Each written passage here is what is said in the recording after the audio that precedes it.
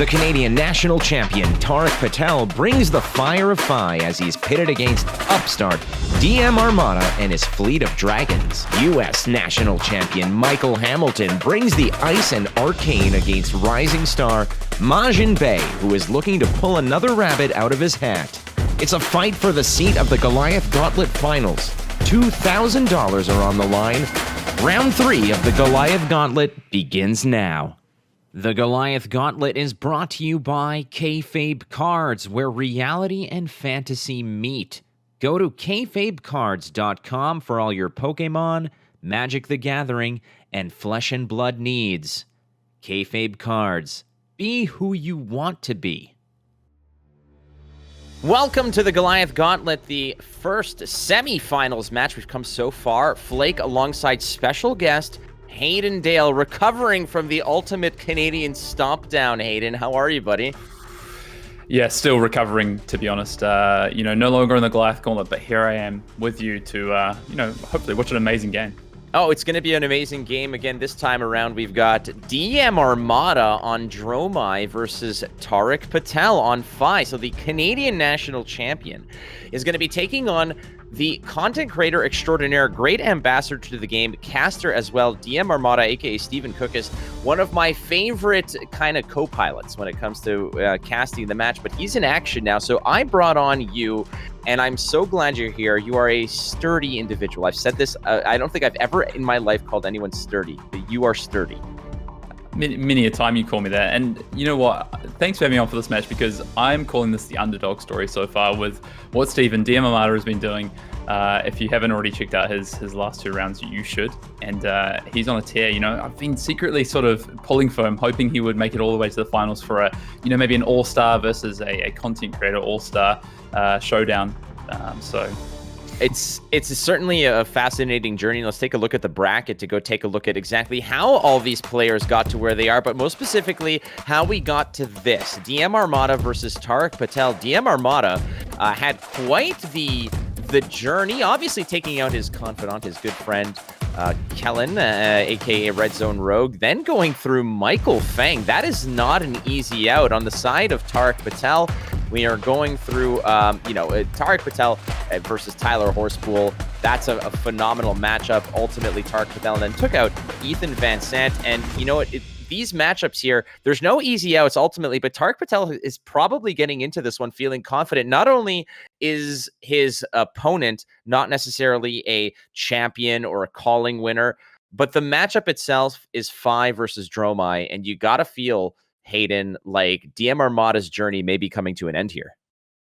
Well, I'm sure Armada's got something to say about it, but it's traditionally a tougher matchup for the Dromai player. But, I reckon Steven's got a trick or two up his sleeve prepared for 2-time national champion Tariq Patel and this matchup in particular. But just going back to that Michael Feng scalp, I mean, that is a scalp from Armada, and he's running hot. He is ready to take down another champion. Another champion indeed. Again, Tariq Patel did hold the belt for the U.S. national champion until that was relinquished to Michael Hamilton. But for a good solid 7 days, he had it for U.S. and Canada all together. He is the reigning Canadian national champion, and he is bringing in Phi. Let's have a look at Tariq Patel's list here.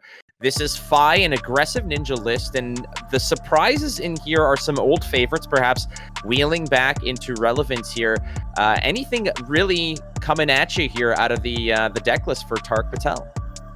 I love this deck list. I love all of these 1s and 2s that Tariq's throwing in. Seeing Lunging Press, an absolute classic back to the Ira Welcome Deck days. So you see that in there. And he's got a lot of sort of options he can tweak and change the deck. He's got some reach with the likes of Razor Reflex.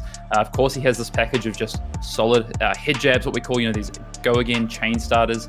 And then these belittles, which, it's feeling a little bit like Hoth in this event. I think it's pretty icy, and I think those belittles are going to serve him well through this. Maybe in this match, they're just going to be extra damage and ways for him to grab resources. But a really interesting deck list. And just 1 Salt the Wound, which is pretty of note. Most of these lists we see 2, even 3 Salt the Wounds. Yeah, those go wide strategies oftentimes have been fairly mucked up by Icelanders in the pool, but there's no Icelander now. And we got Dromai on the other side as DMArmada. Stephen Koukis is bringing the dragon power to this one. Let's have a look at that deck list.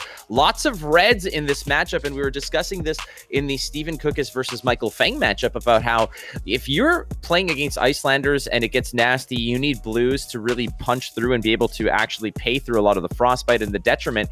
This list itself is running only 9 blues. I don't know how many of those are actually making it to the main board, but ultimately only 9 blues means that this is a very red line deck. Yeah, a lot of the Dromai lists we see that have been popularized over the national season have had a few more blues in this, 12 to 14, and they've shied away from this aggressive package, which Armada has here, which I'm really excited to see in action. I think is going to help him against, a 5, very aggressive, typically hard matchup with Ravenous Rebels, with these Spears of Surreality. That Ravenous Rebel with, 9 reds, you're going to be flipping a red majority of the time. So he has a deck here that's going to allow him to potentially race or at least push damage and, not lie down to Tariq, that's for sure. Absolutely not. Cards like Blaze Headlong, the 4 go again, especially, of course, the dragons that are going to be lurking around that are likely going to have go again based off of the fact that a lot of reds in this deck and a lot of reds are going to be played. Ravenous Rabble, obviously. And if you want to go wider, won't rake the embers. One thing I want to make note here of is when we're talking about this matchup and why it's particularly lopsided one way or the other, Hayden, is because if you're running Mask of Momentum, which Tariq is, this isn't an illusionist situation where Spectra just shuts things down. These dragons are going to count as on hits, and Mask of Momentum is going to be a big player in this matchup. Yeah, he's going to be able to force through that trigger every time he wants to do so to get that card advantage. And the other piece of it is just Fi goes so wide on the chain and can really handle these dragons. Some of the taller decks in this format, they can't handle 2, 3 dragons in a turn. Tariq and this Fi deck definitely can. So that's why it is a little bit harder. But in saying that, like you pointed out, all these aggressive cards, it takes one big sort of overwhelming turn, and you can turn the tides on a potentially bad matchup. Well, it's going to be the players deciding who goes on to the finals. It's Tariq Patel, the reigning Canadian national champion, versus upstart DMArmada, surprising everybody on his journey here. Can he continue this run? Again, this is the Goliath Gauntlet presented by FAB Cards. You go to kfabcards.com, and we are ready to jump into the match, ladies and gentlemen. Flake alongside Hayden Dale, it is time for some flesh and blood.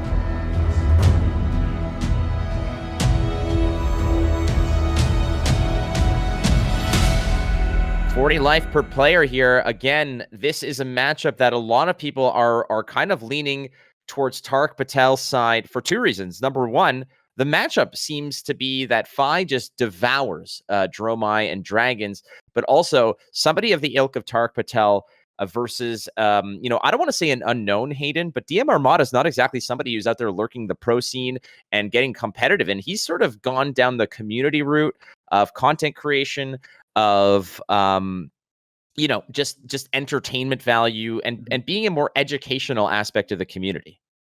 Yeah, I mean, it's hard to, Armada's there in the booth casting these events. He's not playing them, but he can play. He is a very solid player in his own right. And I think that's, we haven't had the opportunity to see him as much. And I think an event like this gives him the opportunity. And we see him coming in with a pretty big command and conquer here, just pushing damage on turn 0, just trying to get that fire life total down, take advantage of those 2 blocks in Tariq's deck. Tariq was on the play in this particular game, as you see the arsenal there, and starting it off the turn with a sweeping blow, pitching 2 reds here. Pitching the reds to get things going. You've got the Ash already generated. The Command and Conquer is going to be a nasty pill to swallow if you're Tariq here. He's going to just take it and sacrifice that arsenal. That's a pretty big start here from DMArmada. Yeah, the perfect start. Yeah, sorry, turn 1, he just goes straight into that arsenal with the CNC and puts immediate pressure on Tariq. Tariq really wants these 5-card hands to be able to put as much pressure back on Steven as possible. The longer the game goes, the more Steven can potentially build up, some dragon value. He can build up Ash that he can use. So Tariq wants to get in there and chip Armada's life down as soon as possible. This seems like a very unassuming play over here. This is not how you want to do it. That Ember Blade does not have go again. Yeah, not a great hand for Tariq, and the pressure from Armada there is just put him on the back foot and just forces him to say, well, come in for 3 here and at least try and get some damage, or a card from Steven's hand would be sort of the ideal for Tariq here. I don't think there's really anything that you can kind of surprise with here to actually generate go again off of the Ember Blade. It's not like Dromai, which sort of swings with the dragon before damage is actually calculated. You can kind of sneak in with like a Sigil of Solace that opens up the go again potential. This is just 3. DMArmada maybe kind of getting away with murder here, sacrificing an arsenal to push that command and conquer through. And this is the response. So Tariq Patel is not necessarily doing that fiery ninja stuff that you'd expect at this early in the game. And opening up here with a red Rake the Embers, pitching the Sigil of Sol. So that's going to create 2 Ash, but it's also going to turn 3 of them into Ash Wings. Mm-hmm. Yeah, Rake the Embers is a really important card against a lot of decks in this format. Fire, it's a little more situational, but if you get it with sort of, you're ahead on life, you're in a position where Tariq's now going to have to make a decision about if he wants to take care of these Ash Wings. This is kind of the perfect place that Steven wants to have these, so he can just push some damage through, have these threats on board, because if Tariq wants to kill them, he's going to have to give up assets to do it.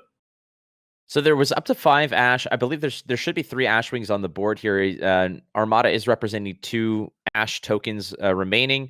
Those Ash Wings, again, can be easy fodder for things like Phoenix Flames or low to the ground go again attacks. But ultimately, yeah, the Mask of Momentum is going to be dangerous. And I think what Armada's doing here is maybe is he just representing 2 Ash Wings purely? There's the third one. Okay, I was thinking that maybe there was a thought process here where DMArmada did not want to give 3 easy hits to get a Mask of Momentum trigger. Perhaps that was maybe where he's going. But no, all 3 dragons are on board, and you know that they're going to also be hungry for some damage. Yeah, we've seen Armada be prepped with every sort of token which way possible in this event so far. I'm surprised he didn't have the 3rd or Marvel versions of them immediately, to be honest. Yeah, there's got to be a kink in his game, and it's the fact that not all of his cards are blinged out cold foil Marvels. Get with it, Armada. So he's going to be changing one of those Ash into Chromai. In terms of those detrimental dragons, I mean, it comes in, you invoke it for free. It costs you nothing. This is a nasty little buzzer that's just kind of lurking about. Yeah, it gets around those pesky poppers, by giving you that extra action point. The other thing this is doing here is this is 3 damage on the face of it, but if Tariq doesn't kill it, down the road it's going to be 3 damage next turn. And even if he does kill it, that's Armada's saving 3 damage potentially. It could be worth 6 just for this one card, which is exactly what Steve wants. But we do see the popper there. Yeah, the popper being Command and Conquer is off the books now. Again, whenever that with Chromai attacks or gets destroyed, you get an action point. So Armada just leaking action points are falling out of his pocket. He's got so many, but here comes the Ash Wings. They're going to start chipping away. These sort of ever-present, almost Kodachis as they are. They're just living there, but they might not be long for this world. Hayden, does Tariq kind of look at those Ash Wings as food for his low to the ground attacks, or is he more concerned this early in the game to try to shave Armada's life total down to something that he can eventually really attack harder? It really depends on Tariq's hand, I think. But he's got to think, these Ash Wings are representing, like you say, Kodachi style value for Armada. And if he doesn't take care of them, they could be 2, 3 damage each over the course of the next couple of turns. So, it's really going to depend on what he can do in hand. He's not playing his own Kodachis. The Kodachi's on the side of the illusionist, not the ninja here, as we would say. So it depends on what he can do. Phoenix Flame traditionally could take out 1 for pretty free value almost. What he does with the other 2 is going to depend on his hand. Maybe he wants to a mass trigger on another and then just push damage for the rest of the turn. 3 Ash Wings on the board here for DMArmada. He's drawing up here. The play is to Tariq. Tariq just basically committing a Command and Conquer in order to deal with the Chromai. In terms of poppers that are still around, well, what do we have? There's only one other Command and Conquer that's essentially out there. That's it. That's all. You're spot on. So one more popper lurking about. Tariq Patel is just playing kind of hot and heavy here, and there is a Rising Resentment to start off the turn. Yeah, you saw Tariq taking his time deciding on this play. It's not an easy spot right now. You asked the right question. The question that Tariq is asking: how much do I care about these Ash Wings, and what is my priority right now? We're about to see it. Flamecall Awakening off the back of the Rising Resentment. And go ahead and just go ahead and find those Phoenix Flames. Yeah, pretty good one here. This is exactly what he needs, like you say, to take care of those Ash Wings. 2 Phoenix Flames this turn as potentially at his disposal, so that could take care of 2 Ash Wings, or it could push 2 damage. And now he's saying to Steven, well, you make a decision, because there's a mass trigger that's going to, if you don't defend this, there's now a mass trigger potentially on the next chain link, and I can just throw that straight at one of your Ash Wings for a free card and get rid of one of those Ash Wings. Yeah, so Flamecall Awakening is 3 go again. I think the value here is actually to pressure Armada's life total, but you do have the the Phoenix Flame that was picked up by the Flame Call Awakening. And then once that's played, you still have the Phi ability to get the other. So it could just go Phoenix and Phoenix each Ashwing ×2, and then the final chain link here is what is going to actually threaten the Mask of Momentum, and that might be a big one. That could be something like a Lava Burst. See a sand cover come out here. I think that's Armada correctly identifying that he needs to stop this chain link if he wants to make sure that this mask is going to be very difficult to trigger this turn. Armada now completely ashless. Nothing going on but the rent in terms of this. But Tariq Patel actually is kind of just looking at it and saying, all right, time to chew them up. And Armada wisely getting rid of the token, leaving the Marvel one there to sort of, again, flex on us. Yeah, and we know Armada's got this really aggressive package. So if he has a hand to come back at Tariq, like this is a pretty good position for him. He still gets to come back with a really strong hand. This is awesome here. So again, the Snatch is blue, but it does go ahead and kill the Ashwing. And now there's a double on hit trigger as Mask of Momentum and Snatch are going to draw 2 cards. Tariq Patel opting to use his Snapdragon Scalers. This is going to get wider than this. 5 chain links that we haven't even seen an Ember Blade yet. Yeah, that's a big card for Tariq to have there. The Snatch, like you say, getting the Mask trigger and the Snatch on hit trigger. Ronin Renegade continuing onward here. Again, the Mask of Momentum is only usable once per turn, so that's kind of done. But Asvalai is going to get committed here in terms of blocking out the 3. Armada, in this case, is content to just protect some of the life total. Again, he's had a full hand. So Tariq is still going to work, and there's the Lava Burst. You called it. Lava Burst showing 5 damage here. Again, with the Rupture effect, if you've got, I don't know, just a casual amount of 4 or more chain links, then that kind of gets a boost here up to 5. A beautiful card to have here. So Lava Burst representing quite a decent amount. Was that potentially... Oh, no. Okay, never mind. Because the Shuko was played, or Shuko connected with one of... Yeah, on the Phoenix Flame. Okay. Yeah, correct. Yeah. So I mean, a pretty sizable turn there for Tariq, but he has used some resources. He's lost his Snapdragon Scalers there. So it's not free what he just did there. That was a great turn, but he has had to pay a little bit for it. Tariq Patel, one of the most confident players I've ever met in my life. When he was playing against Tyler Horspool, there was an issue where perhaps the whole game the recording may have been corrupted or something. And I was talking to him. I said, he's like, hey, we can run it back. We can do it again. And I said, well, what happens if Tyler wins? And he's like, dude, I don't lose. I said, okay. I said, you're fine. You do you, buddy. Like, I'm not gonna stand in your way. And in this case, there's a 5 go again, met by another Command and Conquer. Tariq Patel is running up against these very detrimental on hits. Yeah, exactly what Armada needs to swing back the tempo after that big turn from Tariq is an on-hit effect. Like we said before, if Armada can keep Tariq off these 5-card hands, that's how he's going to prevent sort of these big swings of damage coming in, and he can sort of enact his own game plan. Life totals are pretty close right now. This is kind of where, Steven's got to feel okay about this, and if he can either buy 2 cards or the Arsenal again here, plus 6 damage, that's that's a big swing for him.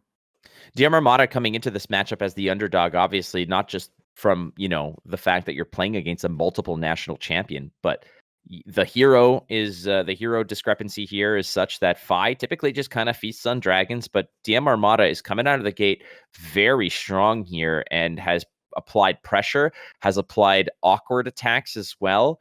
Is this the ideal start for DMArmada here? Yeah, pretty much close to. And the other thing now is he got in the damage with those those Ashwings and stuff early, and now he's got no Mask of Momentum fodder, I like to call it. There's no sort of allies sitting out there that Tariq can leverage for those free mask effects. But Stevens ahead 7 on life, so he's finding himself in a really good position. This is kind of the game plan I think he wanted to enact. Yeah, I call them food, frankly. That's what they are.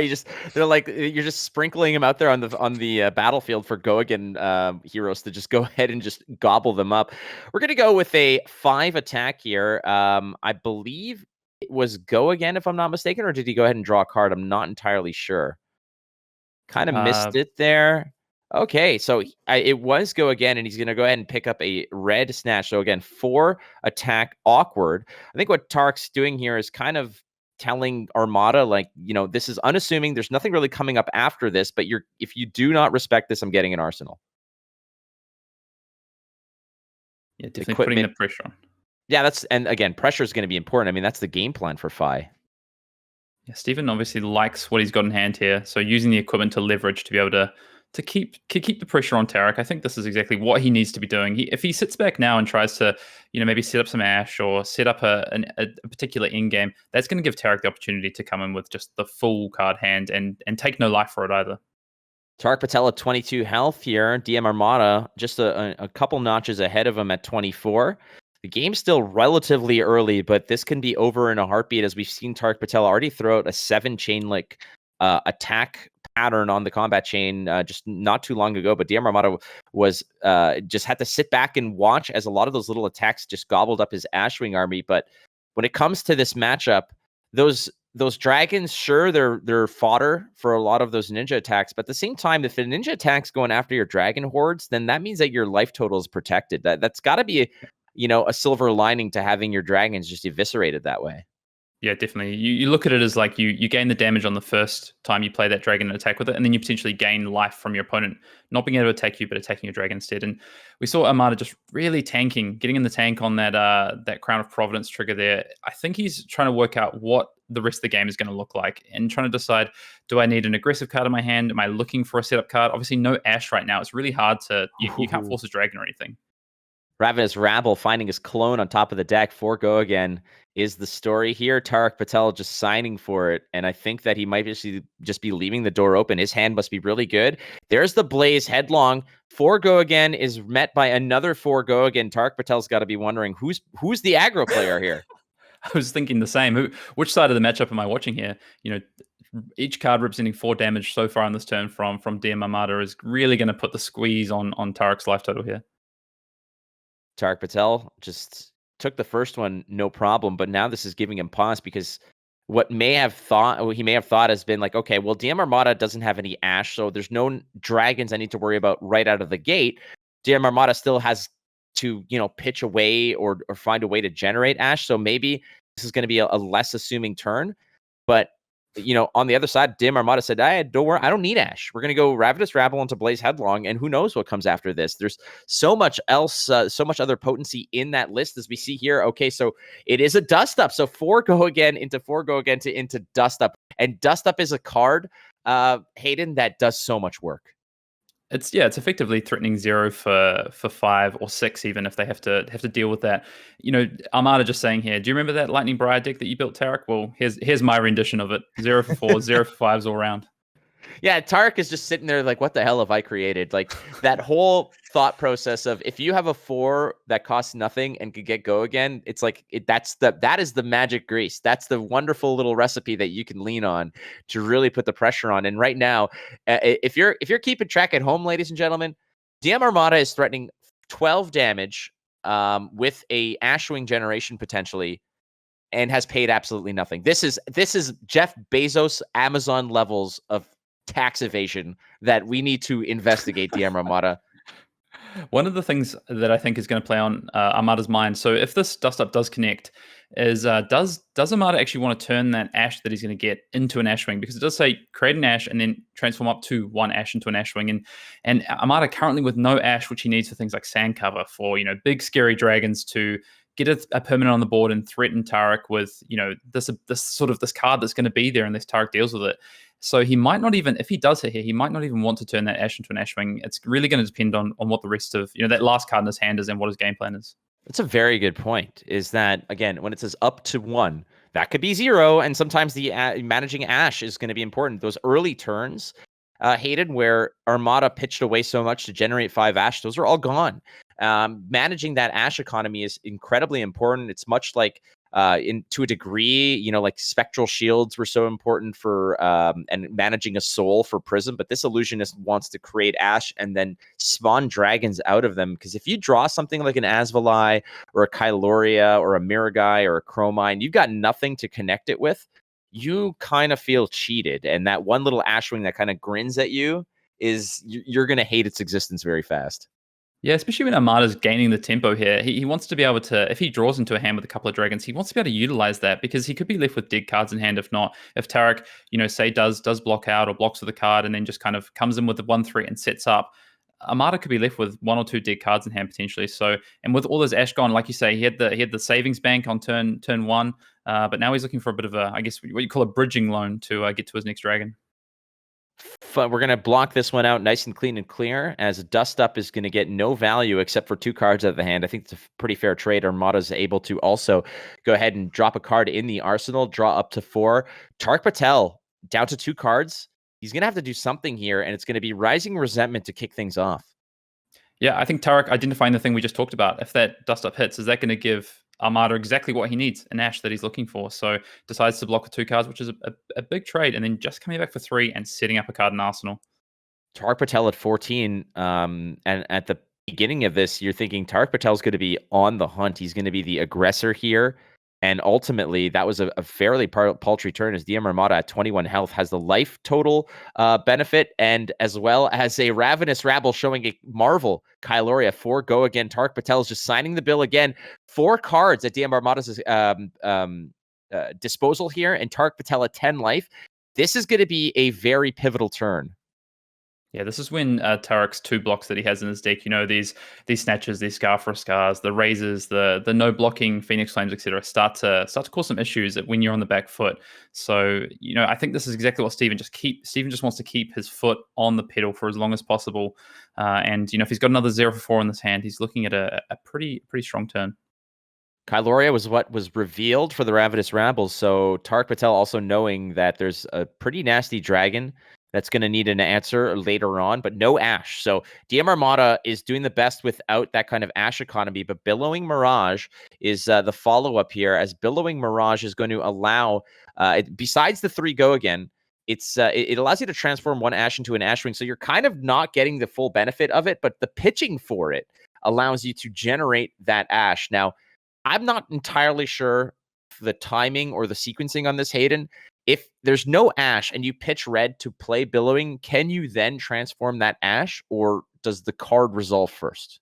Yeah, great question. You can, because you're paying the cost before the card actually becomes is attacking and the text happens. So if Armada wanted to, he could transform this Ash that he's just gotten off the pitch from pitching that Sigil of Solace to turn it into an Ash ring. But like we just talked about before, I think this Ash is potentially more important.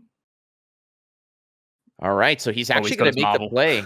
Yeah, so there's the Marvel Ashwing taking another swoop down from the heavens and rising from the ashes is the Ashwing.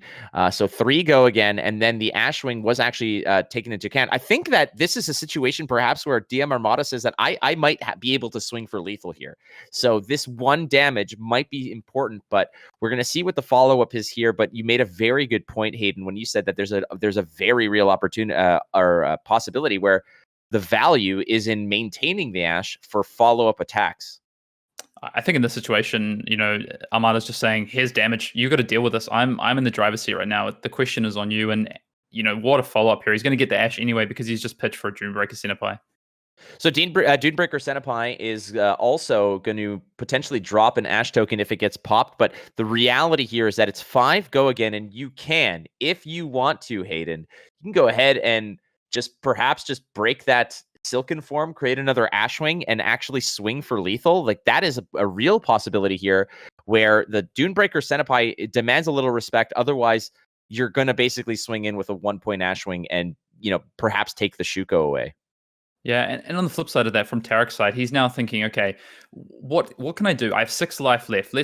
How can I leverage that to make sure that I can come up with a big turn, a big play that can potentially push, maybe on the next turn he can chip Armada down to 10 or so, and then present lethal on the following turn. So yeah, exactly what I'd expect to see from Tariq, starting to leverage some of this equipment to be able to keep cards in hand that can actually present some damage back. And all it takes is 1 5-card Art of War turn, and all of a sudden Tariq can be presenting, Armada's life total, presenting lethal back at him. Tariq Patel down to 3. DMArmada is opting here to just keep the cards. Let's get another turn going. The cushion for DMArmada is quite comfortable, as Tariq Patel is now going to do his best to start things. Brand with Cinderclaw Red, a perfect opener for many cases of a Phi turn. 3 go again, giving the next attack the ability, or rather the talent of being Draconic.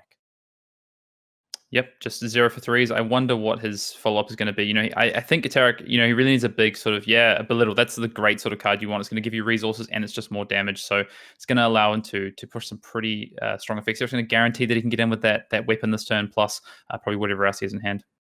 So he's showing the Ronin Renegade again. That fits the criteria of what Belittle wants to see, and he's gonna go pick up a blue Minnowism. We're gonna use that as fuel for the rest of the turn if necessary, as the Belittle was paid for by the Tunic resource. And so 3 go again is the continuation over here. Does Tariq Patel have what it takes to bust through this life total cushion that DMArmada has protected for so long? Tariq Patel is at 3. Tariq Patel also, for those wondering, won the U.S. National Championships in 2021, going down to 1 life, essentially strategically, and then beating up on Tyler Horspool. In this case, Tariq Patel, no stranger to living on the edge. Yeah, I love that match, and I think he picked that trick up from someone that we might know. But Tariq with the 4 cards in hand here. Now Steven's got to think, well, what could these be? All it takes is 1 big lava burst, or could Assault the Wound be coming this turn? We don't have the pouncing links, but we do have the mask. Tariq can throw a Phoenix Flame at this Ashwing to trigger the mask on the next chain link if he doesn't block this out. Well, that's the beauty of it right now, is that it's not necessarily this belittle you're worrying about, because you would take this damage all day. But the fact that you have that little wayward Ashwing that is going to be a lightning rod for a Phoenix Flame potentially to sort of complete the damage off of or the three chain links of hitting to get the Mask of Momentum on. So DMArmada, I think, is really trying to gauge whether this belittle is worth blocking, or do you just kind of gamble here and say, I have a really good hand, I don't have an arsenal, but worst case scenario is, maybe I go down to 1 or 2 or something. Tariq Patel desperately needs to have enough here to potentially buy a multitude of hands out of Armada's multitude of cards out of Armada's hand here, and he's going to block the belittle with Command and Conquer, and the Searing Emberblade continues the story here. 3 go again. I really like this block from Armada here. Like you say, it just stops that mask proc being guaranteed on the next chain link and says to Tariq, well, now you have to create 3 more chain links, including that Phoenix Flame, if you do want to get the trigger. And all the while, Armada's just soaking up damage and keeping his life total high. 4 go again. Blaze Headlong. We saw that more prominently on DMArmada's side, but Tariq Patel also packing this bad boy as it's 4 go again. Costs you nothing. There's still 1 resource floating for Phi. That would be Tariq Patel. DMArmada just signing for it. He's going to go ahead and pick up another one of these Phoenix Flames. Question is where is this Phoenix Flame aimed at? It's going to go ahead and just snipe that Ashwing. And once again, Mask of Momentum worth looking at. Yep, I mean, this is the turn that Tariq wanted. He's now got 3 cards in hand, including that Ronin Renegade that we can see on the board there. So probably minimum threatening. Armada would think probably minimum 9 damage if you said they're all head jabs. And if there's a lava burst or something in there, he's able to present lethal this turn into Armada. So could at least buy 1 more card from Armada. Currently, I believe 4 of the chain links. No. How many of the chain links have hit? Is it 2, 3? I'm not sure here, but Belittle again. All right, so Belittle is going to be thrown out there with the remaining resource that's floating. Does he have a card to show? I believe it was the Ronin Renegade again. It's the Ronin. Yeah, and he's going to go again and get that same Minnowism, or sorry, different Minnowism rather, but the same color, another blue, so more pitch fuel if necessary. I don't think there's any. Are there? No, there's no. There are no red Minnowisms in the deck, just a pair of blue Minnowisms. So you can't supercharge any of the those low to the ground attacks, but at the very least, you can kind of go a little over the top with it if necessary. Yeah, we can see him counting up the chain links that have hit, I think, here potentially to to signify that maybe we are going to see Assault the Wound. This is probably the only time that you would wish to have a red Minnowism, but it could be some pretty big damage here. I wonder what he's going to do with that blue Minnowism. Maybe we even see him just play it for 1 damage on this Ronin Renegade. Tariq Patel at 3, playing 5, presenting 1, 2, 3, 4, 5, 6 chain links already, and still some locked and loaded. DMArmada, hanging on by a thread over here. It seems like it. There's the Kyloria that's going to block 3, and we're going to go ahead and just kind of bust up some of these chain links that have been just continuously pressuring. DMArmada, I believe, started the turn at like 22 or 24 health, and has been just clipped down, gotten quite a significant haircut, and just bringing him down to size here, down to Tariq Patel's level in the single digits. We're almost there. Yeah, I think he's pushed through 10 damage so far this turn. I think it was 21 at the start. So, like we said, if we can get Steven down to around that 10 life mark and take most of the cards from his hand, that's kind of the turn that Tariq's potentially looking for. And still got a Ronin Renegade to come, and one other unknown card in hand as well. Plus, so Minimalism, Ronin Renegade, and an unknown card. So, what could it be? You're starting to think Salt the Wound, Lava Burst, Red Snatch, even for the end of a chain could be pretty impactful. I mean, you could guarantee that it's going to be pretty potent. I mean, unless it's something nasty, like if you get like a blue snatch, even you can block out a blue snatch if necessary. But ultimately, we haven't seen any of these combat tricks either. Things like Razor Reflex, things like Lunging Press, those are still lurking about. Perhaps that's what he picked up. But ultimately, what has happened here is DMArmada has blocked 6 of the attacks this turn and is at 11. So,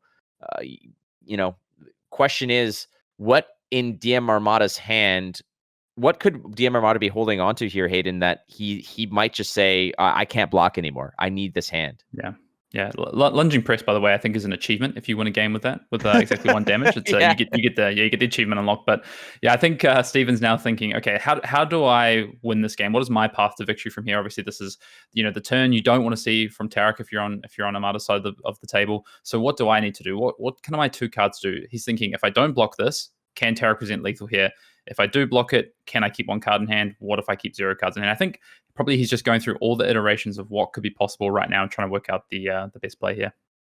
It's quite a different dynamic to what this game is looking like from this turn from the previous one, as DMArmada was really in the driver's seat for so long of this. But to one massive Tariq Patel turn on FI has really changed what the landscape of really who's in charge here. There's an Art of War. That's going to get things going. Wow. Yeah, interesting. Definitely wasn't expecting Art of War with it being played late on the chain, but I think the reason for this is that the attacks were so valuable, and he knew he was going to be coming in with another Belittle and potentially just able to push damage and recycle into more attacks here.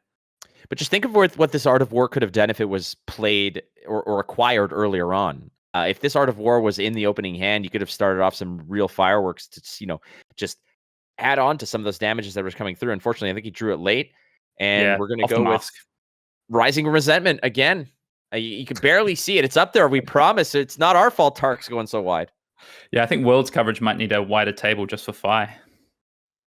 DMArmada down to 6. Have already blocked out 6 this turn, so preventing himself from losing the game. And another Belittle. This one is yellow, but I don't think we have any cards left. No, just pure damage at this point. But Tariq's not sad to see that. That's for sure. So here we are. I mean, Tariq Patel, count the chain links, ladies and gentlemen. 1, 2, 3, 4, 5, 6, 7, 8 chain links, if I'm not mistaken. And an Art of War, snuck in there somewhere. That was a lot of work. That it's like paperwork it feels like at that point. But Tariq Patel kind of, that's a board state that looks like a vendor at one of these tournaments. It's like, here's all our cards. It does indeed. And now we've really got a game on our hands. 3-3. Armada's kept the 2 cards he wanted to. Going to see him transform this Ash with a Skittering Sands into an Ashwing and be able to present at least 4 damage. So he's going to be asking for, if not a card from Tariq's hand, then at least this equipment. Not a bad play there. Skittering Sands off of from DMArmada. Ooh. And a Blaze Headlong after all of that. I think that's all his Blaze Headlongs. He's just drawing. Look, 2 more cards that just say 0 for 4 on them in Armada's hand. That's the name of the game from here. He's going to present 8 damage here. So, this equipment, plus even if he has a 3 block, he's going to need to block with another card. So it's going to ask from Tariq at least 2 cards from hand plus this equipment. Blaze Headlong forego again. This turn started with a Skittering Sand again, which is effectively kind of like a forego again, and also gets the job done of creating a permanent threat on the board, albeit eventually unassuming and just 1. But at this juncture in the game, when you're so low to the ground, they are nasty. Then they demand an answer. So DMArmada is doing his best here, is able to actually produce 8 damage in 2 different packages off of 0 pitch. So making Tariq work for it here. Yeah, he can actually just block with one card, but it's going to have to be a 3 block, and there's not a lot of those in Tarek's deck, and some of them are the more vital cards. You know, they're his 3 blocks in the form of Lava Vein Loyalty and Flying Kick, some of these blues. So Tarek, he might have the 3 block in hand. He might want to commit it, but I think that's probably what he's thinking about here. Maybe he does have a 3 block, but it's really important to what he wants to do on his next turn, and he's just trying to piece through, okay, what happens if I do have to block with 2 cards versus maybe it's just 1 card, and throw away this equipment. Of course, he's going to lose the mask probably this turn, depending on how he wants to block. In this matchup, I would imagine that cards like Passing Mirage, some of the fatter dragons, those have got to be taken out of the list, right? Yeah, I think Armada's gone with a pretty streamlined build here. You know, he's gone pretty aggro. He wants to be the aggressor. You know, these Ravenous Rebels, these Spears of Surrealities, these Blaze Headlongs we've seen. I would think you're probably right. He's probably cut some of the more expensive things like Thermai, of course, which are going to be not very good in this matchup. Having a quick look here of what's sort of floating around in the graveyard, making sure that both players are well aware of one of my favorite new terms that I learned, threat density. What a cool term and so important. There's a lava burst that's going to go ahead and block out some of the damage here. And, you know, Tariq Patel throwing the lava burst out there, knowing that, well, we're never going to get to that many chain links here. So we're going to just block 3, take 1, and hope that we can, you know, cobble something together. Yeah, Lava Burst is actually a really important card for Tariq here. Just don't worry about the offensive value. It says defend 3 on it. That's what Tariq has really sort of gotten the value out of this Lava Burst here. There's not that many of them in his deck, so it's a pretty good one to have here. Well, I'm looking through it, and I thought Uprising had a lot of 3 blocks in it. Unfortunately, not necessarily for Ninja. Cards like Flame Call Awakening, Mounting Anger, Rising Resentment, you know, a Soaring Strike, Spreading Flames. These are all 2 blocks. So a rare 3 block that you can throw in there and perhaps get some protection on top. Yep. And the equipment, here we go. He's going to keep the 3 cards, but use the equipment, go down to 1. And, you know, what can he do with these 3 cards? Can he present you lethal plus and maybe take 3 cards out of Steven's hand, out of DMArmada's hand here? I think that's probably going to be his target on his turn. If I had to put a dot on the wall as Tariq here, it'd be take minimum 3 cards from my opponent's hand. DMArmada, an upstart, the underdog in this entire tournament, I would say. Is showing the world why he deserves to be behind the behind the desk at the booth. Just saying like, hey, I could be out there with the big boys too, and I could be out there with the big guys and girls and smash face, but I choose to be on this side, perhaps just as a sign of mercy, maybe to the rest of the field that he doesn't play in callings and pro tours. Yeah, I actually asked Steven, I said, are we doing a bit of role reversal here? You've gotten a lot further in this Goliath Gauntlet than I have, and you know, now I'm casting Steven's game, so maybe it's time for me to retire and for DMArmada to come out and show us what he can do at the higher level. Maybe we'll see that in the future. Well, that's why we didn't give you the Isaac Crute match, because if we asked him, 2 things would happen. Number 1, he would have not answered, because that's what Isaac Crute does. And 2, it would have been cruel to you because you got absolutely just smacked by Isaac Crute. Kid Canada just went ahead and just stuffed you right back down under from where you're from. That's a kind way of putting it, I think, what happened in that game. That's what we do here in Canada. I can't make it any more kinder than that, unfortunately. When somebody has like a Channel Mount Heroic on since last Christmas, then that's not my problem, man. Still going to this day, I think. So Tariq just lining up these blocks. We might actually see him block with a card from hand, keep 2 cards, but keep that Tunic around, because what the Tunic can do potentially is stop breakpoints. We know Steven has these Ash Wings, and so Tunic could actually be worth an Ash Wing attack later on, and that's actually what he goes and does. He's going to keep just 2 cards, but use this equipment and keep the Tunic around. Well, let's be real. At a certain point, that Mask of Momentum is just there for decoration, frankly, because if you do get 3 hits in a row, well, that's the game, right? So there's no 3rd hit trigger to draw a card. Your 3rd hit trigger is, frankly, you move on to the finals. So that's an expendable piece of equipment. Tariq Patel manages to get out of there, only taking 1 damage, and going to try to push through as much damage as possible now, as it's going to be 5. The mode is oh, never mind. We're going tall on this one, Hayden. 7. Yeah, I like the way that you can see Tariq's dice there. It looks like it's 10, but it's coming in for 7. It's true. So those transparent dice, not good for production. Cool to look at, but not for us. Yeah, that's actually going to be 7. I don't think there's any cards left for Tariq here. I think that he's kind of just running cold when it comes to, you know, refilling the hand. I think just presenting 7 damage might be so, you know, quote unquote good enough. you're going to have to block this with 2 cards, I would imagine.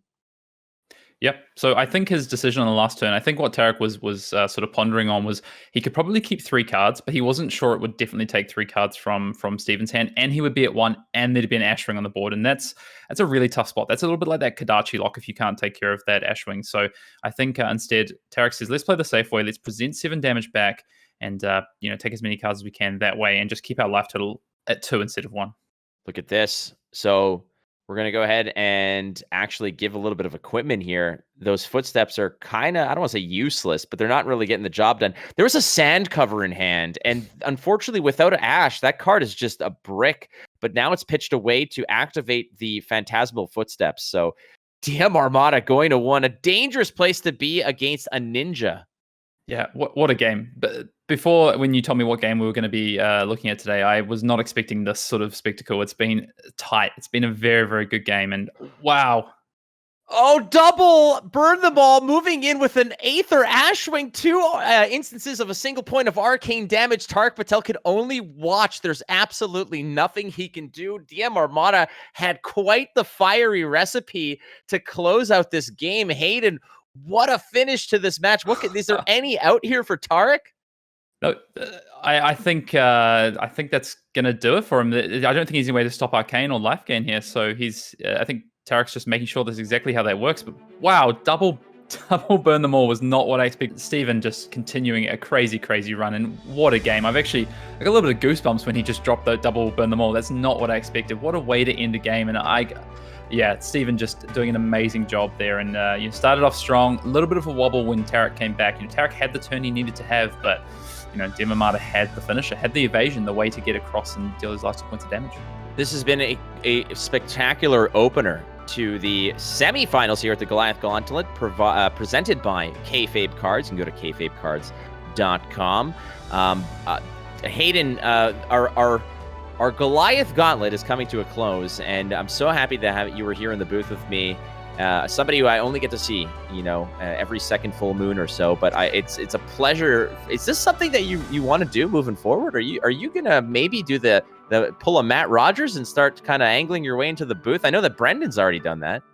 Well, we'll have to see. I'm enjoying playing at the moment. I'm excited for the World Championship coming up next week. And, I took my licks round 1 of the Goliath Gauntlet, so it was a great opportunity to come in and do this with you. And to be honest, I think we got the best game. So, but no, it's something potentially down the line. But at the moment, enjoying my playing.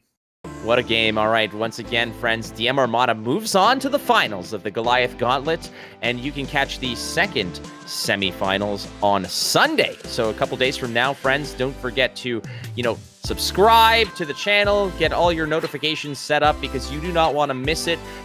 Don't forget to, go check out FAB Cards again. The Goliath Gauntlet presented by 983. Great time. We'll see you on Sunday.